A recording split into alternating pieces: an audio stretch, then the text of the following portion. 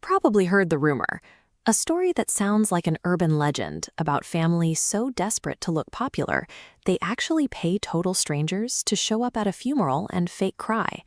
It's a concept perfectly built for modern reality television.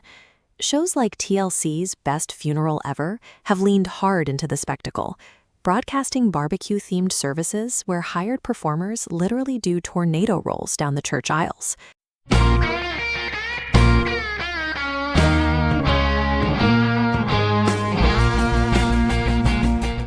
Look overseas, and the viral videos are just as loud. In rural China, professional mourners drag microphones to the gravesite, singing pop karaoke and launching into theatrical, deafening displays of wailing. When we see these clips stripped of context, the entire profession looks like an internet hoax. It feels like a scam or a disrespectful reality TV punchline capitalizing on someone else's loss. But looking past the sensationalized clips reveals a practice that has appeared in nearly every era of human history, fulfilling a role far more practical than a viral moment. Today, there is a formal academic field for this practice, mirology, and in places like the United Kingdom, formal agencies like Rent-A-Mourner operate as professional businesses. Unlike the chaotic version seen on TV, the modern Western professional mourner is highly disciplined. They wear conservative suits, speak quietly, and blend into the pews. Before the service even begins, these workers engage in extensive preparation. They memorize the deceased's backstory, mapping out complex family genealogies, and rehearsing a believable persona as an old coworker or distant cousin.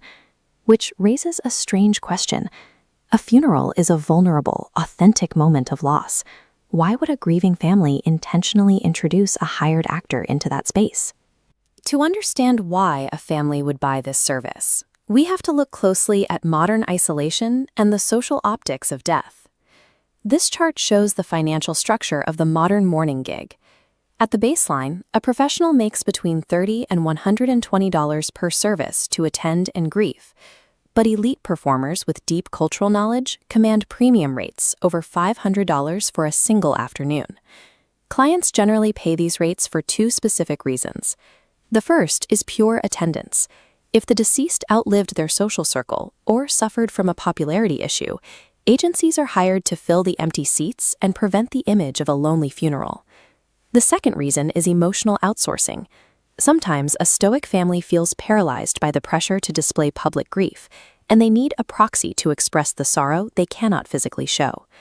How that sorrow looks depends on geography. In many Eastern traditions, the performers are hired to wail and cry as loudly as possible. In Western markets, clients demand absolute discretion, a few polite tears, and quiet conversation. This contrast reveals how cultures handle vulnerability.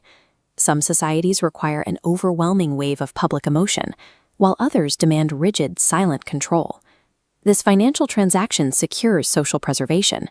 The family pays to maintain the optical dignity of the person they lost.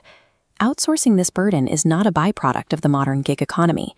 Humans have used these techniques for thousands of years. In ancient Egypt, the practice was heavily regulated by the state. Only childless women were permitted to perform the wailing rituals, marked with the names of goddesses tattooed on their shoulders.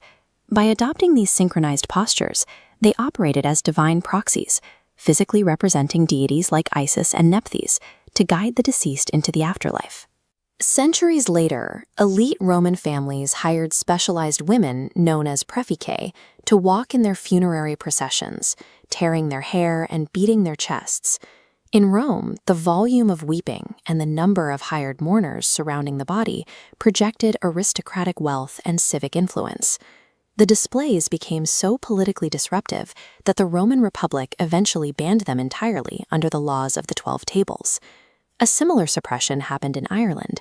The traditional bean quinte, or keening women, led rhythmic vocal mourning rituals until the Catholic Church cracked down on them for usurping religious authority. History shows a clear pattern. Religious and state authorities rarely banned professional mourners because they were fake.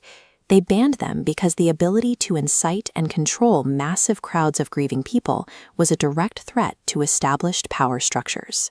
Anthropologists classify this work as somatic labor, the physical, bodily exertion of emotion on behalf of someone else. In highly stoic societies, particularly in the post-industrial West, there is immense pressure to keep grief private. Public displays of intense sorrow are often stigmatized, and the bereaved are expected to remain silent and composed. In this restrictive environment, the professional mourner acts as a psychological safety valve for the entire community. By executing the physical acts of grief, the hired mourner creates a permissible space. Their visible weeping breaks the tension, implicitly giving the actual family permission to release their own bottled-up trauma. The performance is a necessary psychological container. Built by a specialist, it helps a family process their pain without losing their social standing. So we return to the idea that sounds like a joke, paying a stranger to cry at a funeral. The family pays a specialist to shoulder the most exhausting emotional labor a human can endure, right at the moment they are too weak to carry it themselves. We have spent generations sanitizing death in the West, pushing it behind closed doors and out of the public square.